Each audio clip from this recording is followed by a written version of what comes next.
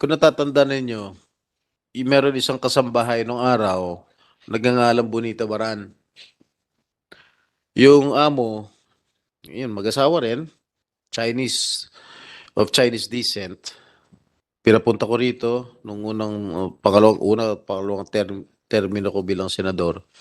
Pinlansya po yung muka ng kasambahay at nagsinungaling dito sa komite.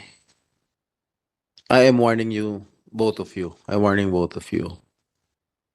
Dahil pag oras na napatunayan namin na kayong dalawa nagsisinungaling, pakukulong ka namin. Okay?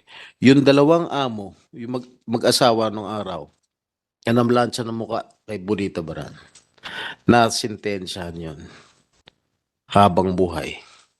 Reclusion perpetua. Namatay nila yung among, yung babae. Nakukulong habang buhay sa Muntinlupa, yung lalaki. Pag kayo nagsinungaling dito, ganun din mapupuntahan ninyo. At seryoso ako rito. Seryoso ko rito sa kaso to.